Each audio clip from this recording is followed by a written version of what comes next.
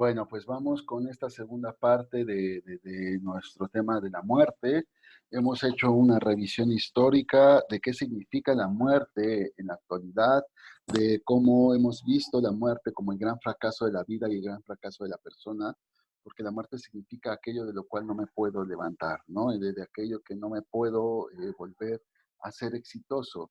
Y entonces la muerte se vuelve como un acto vergonzoso del cual se genera en soledad, se muere en el hospital, ya no hay una ceremonia que se conecta con lo sagrado, como en la antigüedad o en los pueblos, donde el moribundo preside su ceremonia de muerte. Es muy duro lo que estoy diciendo, pero es cierto. Ya no se toca la campana cuando alguien muere anunciando ese tránsito de la vida a la muerte, y tampoco se ve la muerte como algo que me lleve a lo trascendente. Entonces, ¿y qué podemos hacer? Pues vamos a entender la muerte desde otras perspectivas. A ver, por supuesto que al ser un problema,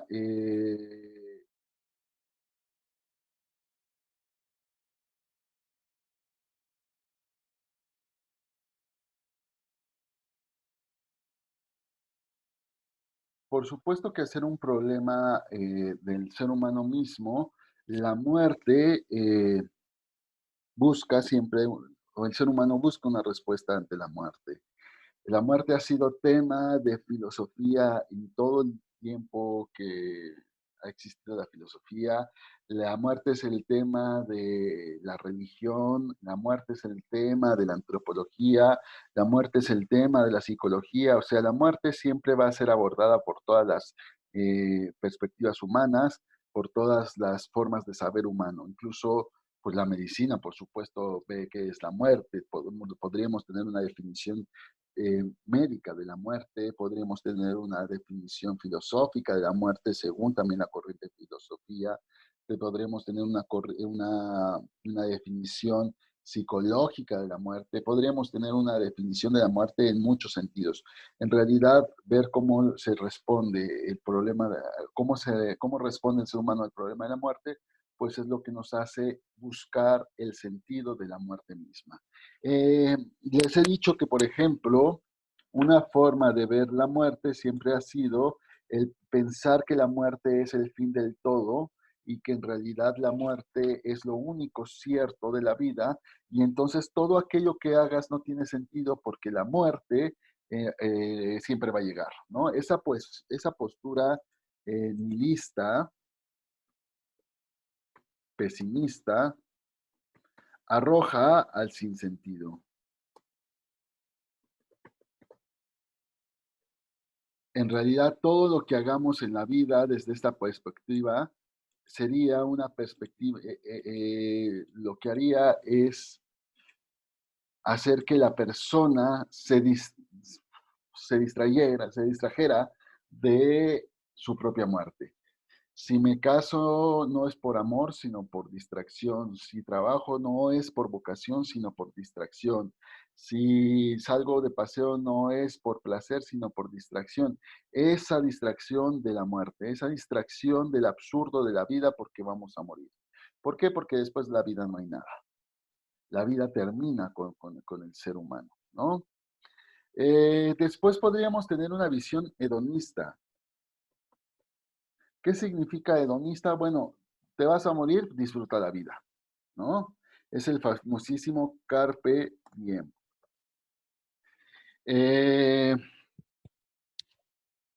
Suena padre, ¿no? Suena divertido, suena lógico. Si te vas a morir, pues disfruta la vida, carpe diem, vive el momento, disfruta el placer de la vida, come, vive, canta, eh, ama, porque te vas a morir.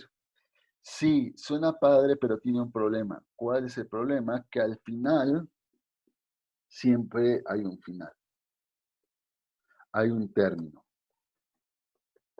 Y si hay un término, entonces no puedo ir más allá de ese término. Y esa postura hedonista también me arroja a un nihilismo. Pues sí, el momento lo disfruto, pero el momento se acaba. El presente se termina.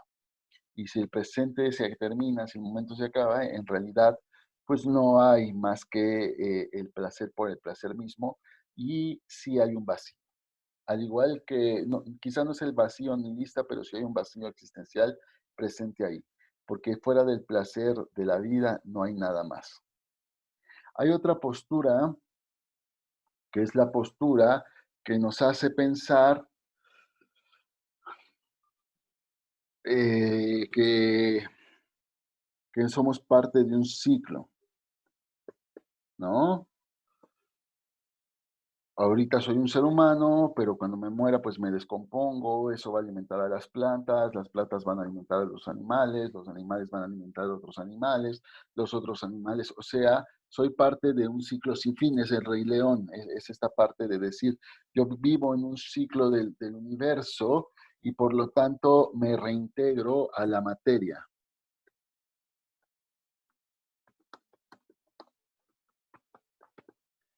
Suena poético, ¿no? Pensar que en algún momento lo que soy se vuelve una flor y esa flor alimentará a una abeja y esa abeja hará miel y esa miel alimentará al oso y ese oso alimentará, suena muy bonito, pero el problema de esta visión es entonces reducir lo humano a lo material, ¿no? Hay no es un chiste, es una frase medio poética que dice: ¿cuántos años tienes? Todos los del universo, porque la materia no se crea ni se destruye, solo se transforma. Pues sí, viéndome desde la parte material, pues sí, en algún momento me reintegraré a este ciclo vital y seré parte de la naturaleza, pero esta postura anula la espiritualidad del hombre y entonces pues, el sentido de la vida se vuelve completamente material. ¿De qué me sirve lo que haga yo en la vida si en realidad me voy a convertir en comida para gusanos? Me voy a reintegrar a un ciclo natural de la vida.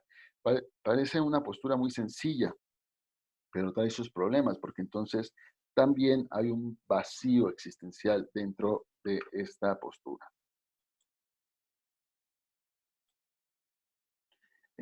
Bueno,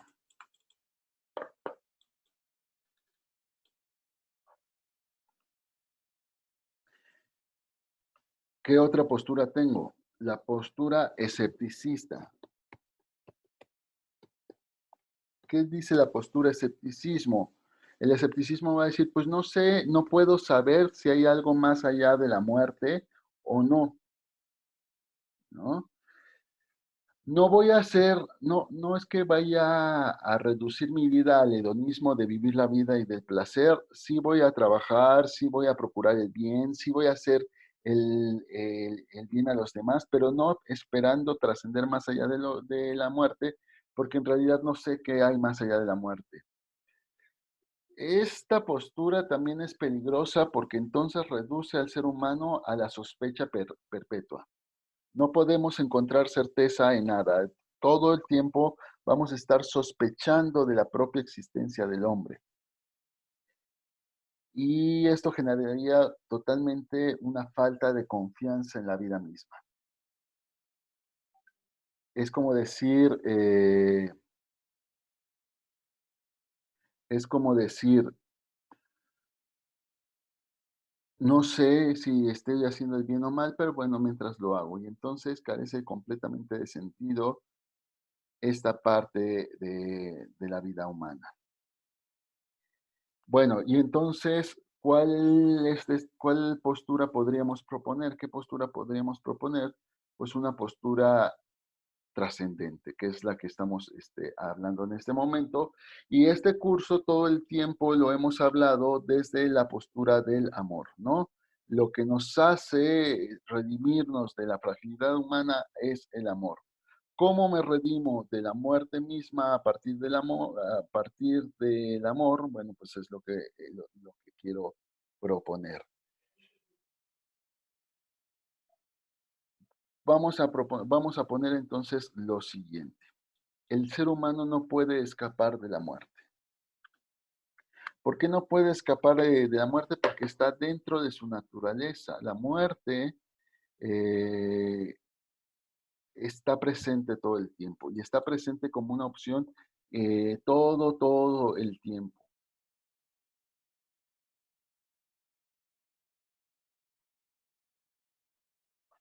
Si partimos de eso,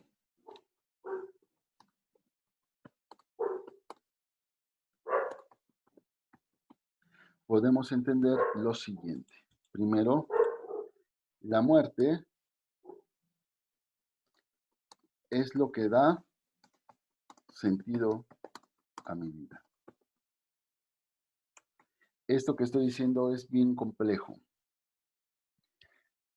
No sé si han visto una película que se llama Entrevista con el vampiro. Entrevista con el vampiro es una película de un hombre que se vuelve inmortal, que se vuelve vampiro y que está condenado a vivir siempre.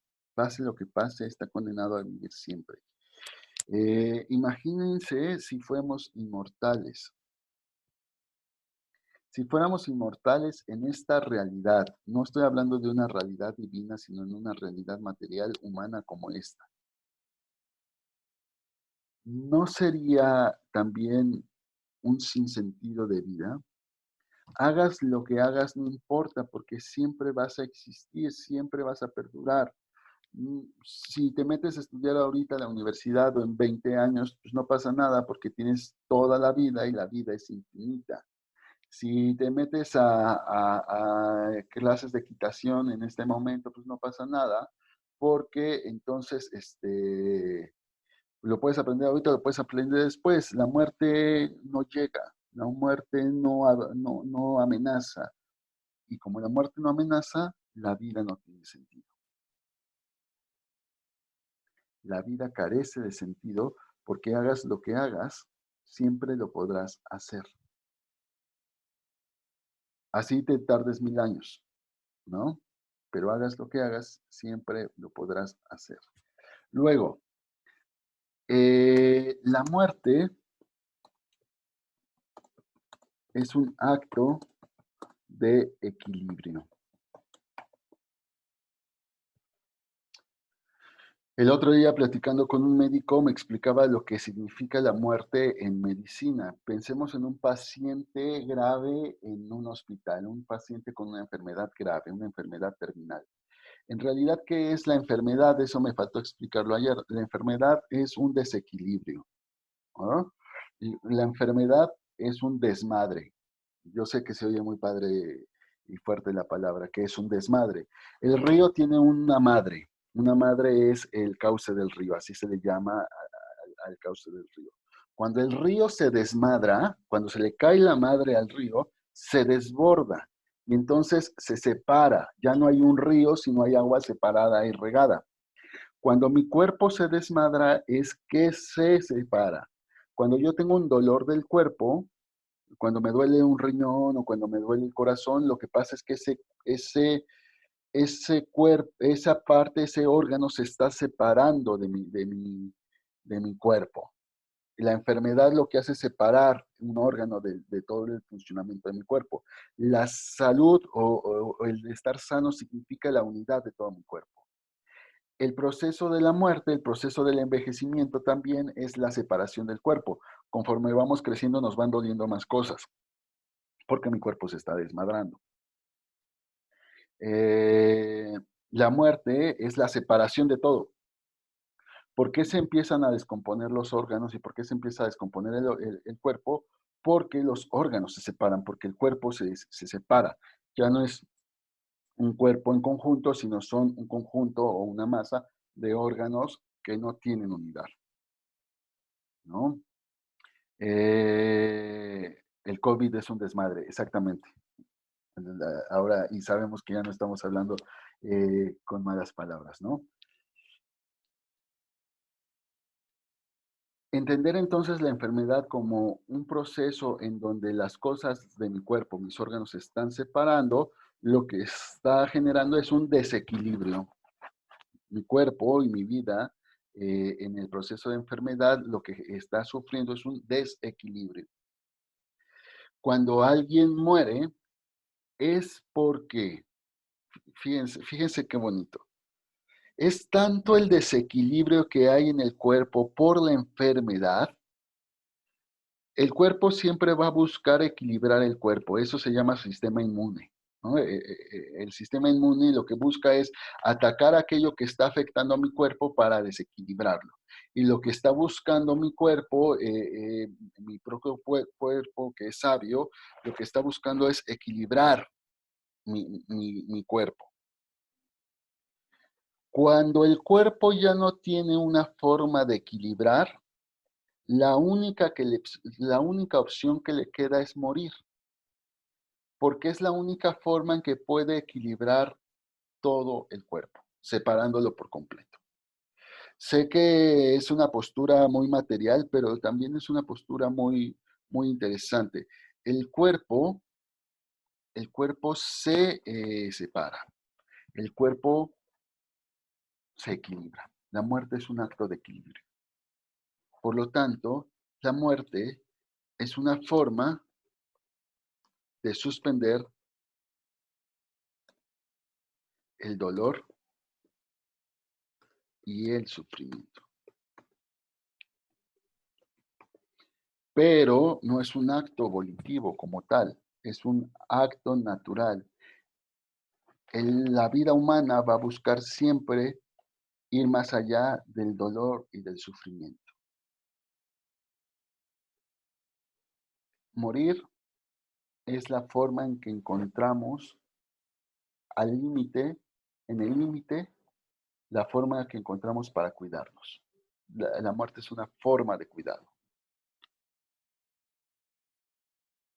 Fuerte, fuerte el asunto, pero entonces entender que morir no está mal, que al contrario, morir es volver a estar equilibrados. El problema es, y bueno, ¿y qué sigue? Pues entender que la muerte es una puerta a la trascendencia. Antier que veíamos el amor ágape, hablábamos de la carta de San Pablo a los Corintios, donde dice, ahora vemos de manera imperfecta, como en un mal espejo, pero entonces veremos de manera perfecta, conoceremos cara a cara, ¿no? La muerte me quitará todo aquel límite que me permite encontrarme con el bien frente a frente. Esa es la gran promesa de la fe. Y entonces la muerte no se convierte en un elemento tan terrible, sino en un evento de encuentro y de conocimiento que va más allá del límite humano. Por lo tanto, la muerte debe ser entendida, redimida por el amor.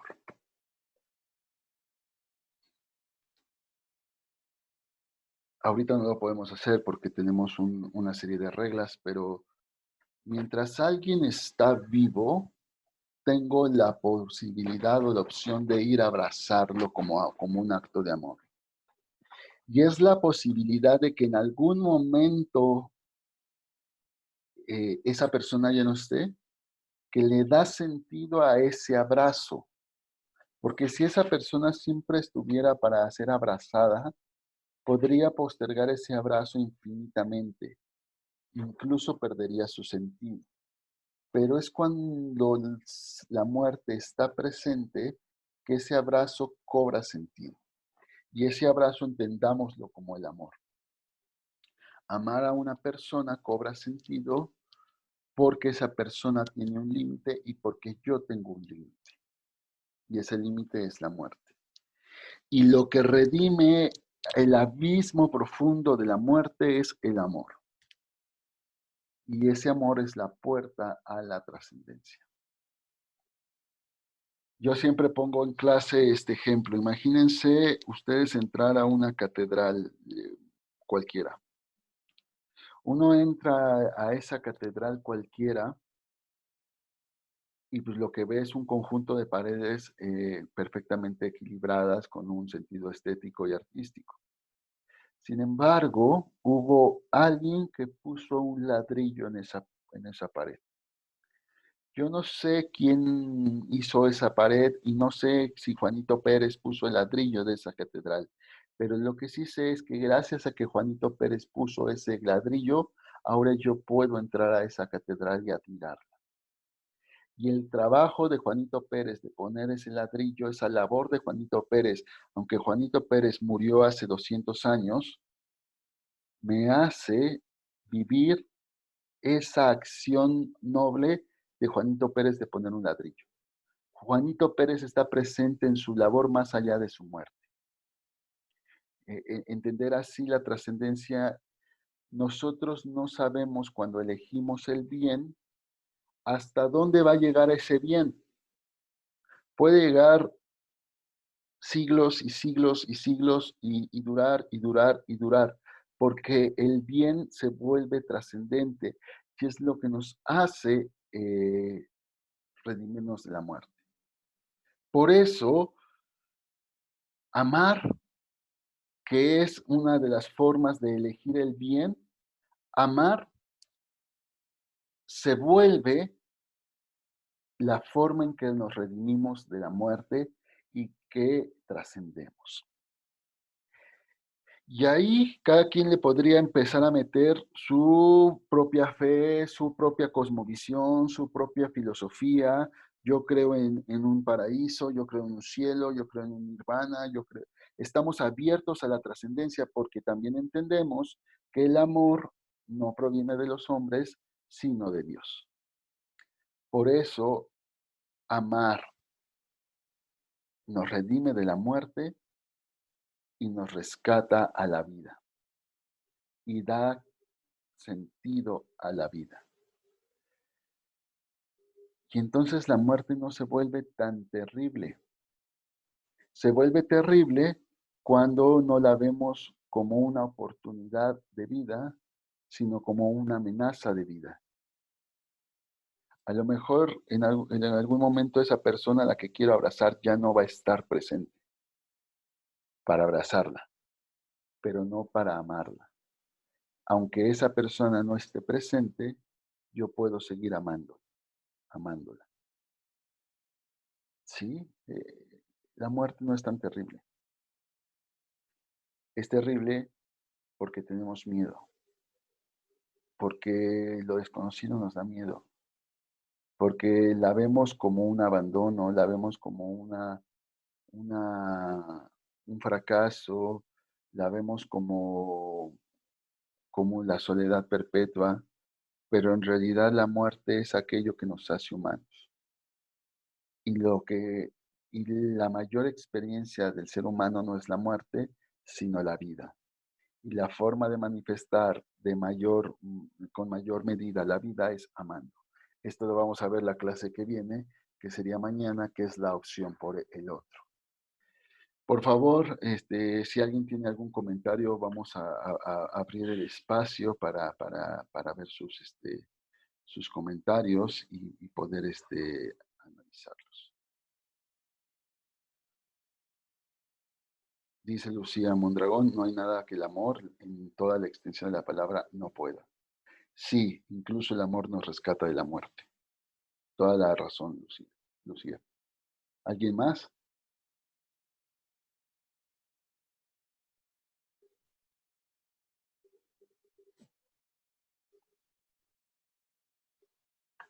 ¿Nadie más? ¿Nadie más?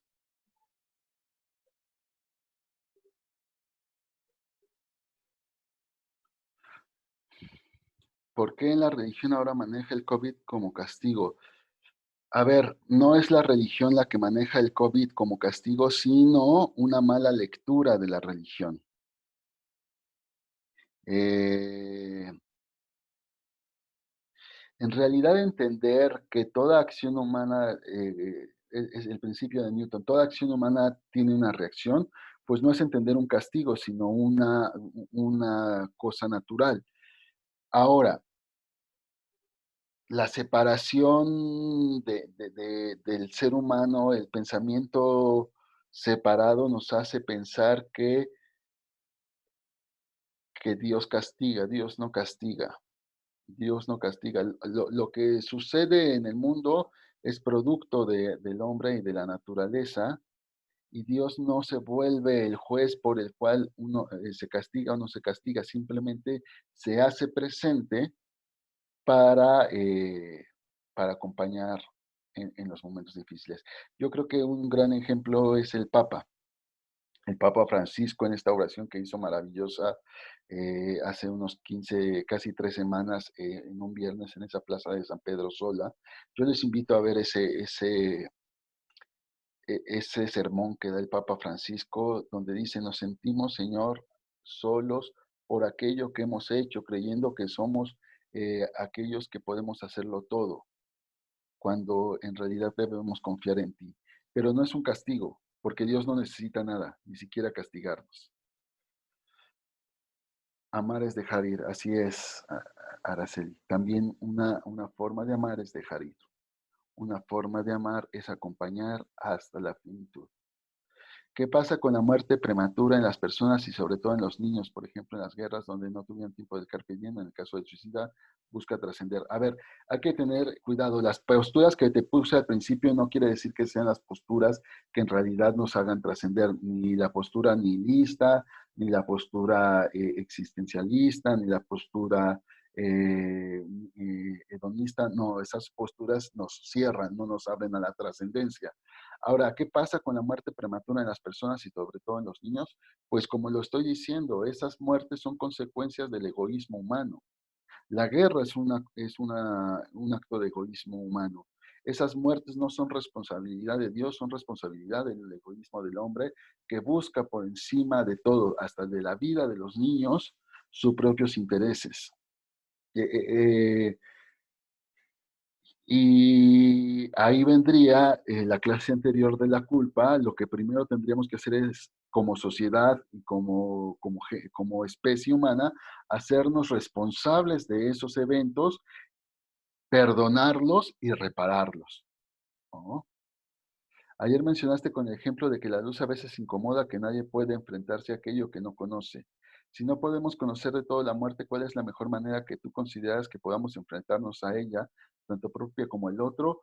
Primero el amor, amando, amando en la vida y después, porque no es una cosa primero y después la otra, sino es consecuencia de la fe. Sin fe, la muerte se vuelve terrible. Sin fe, la fe es un acto de amor y de libertad. Si encerramos a la muerte fuera de la fe, entonces nos quitamos toda esa opción de elegir ante la muerte, elegir amar y ser amados y de esperar la esperanza, consecuencia de la fe, como esperar algo más grande que la propia muerte. Entonces, ¿cómo considero que podamos enfrentarnos en ella con las virtudes, ¿no? La fe, la esperanza y el amor, las virtudes cardinales. ¿Alguien más? Dejen ver si no se me fue ningún caso. El caso del suicida, cuando el suicida es importante aclarar que muchas veces un suicida puede tener un desequilibrio mental que lo imposibilita ver las cosas de manera concreta o de manera real, ¿no? Entonces, la ciencia médica y psiquiátrica ha avanzado mucho en ese aspecto. El suicida en realidad tiene un pensamiento nihilista, pesimista de la muerte. Y a lo mejor ve la muerte como una liberación, pero una liberación no buscando trascender, sino buscando acabar con aquello que le estorba. Pero es una visión distorsionada que muchas veces obedece a un desequilibrio mental. En realidad son pocos los suicidas sin desequilibrios mentales. Eh, pues alguien más, pues creo que no. Por favor, en cualquier momento siéntanse libres de, de escribirme si tienen alguna pregunta. Mañana tenemos nuestra última clase. La verdad es una clase que a mí me emociona mucho porque es el tema que le va a dar sentido a todo esto de la fragilidad humana. Espero que este tema de la muerte pues, les haya gustado, les haya servido. La invitación es la misma, amar, amar, ser amados, porque eso nos rescata de la culpa, del sufrimiento y de la muerte. Y eso le da sentido a la vida. Y pues muchas gracias, de verdad, muchas gracias por acompañarme en este curso. Nos vemos mañana a las 10 de la mañana y pues que tengan muy buen día.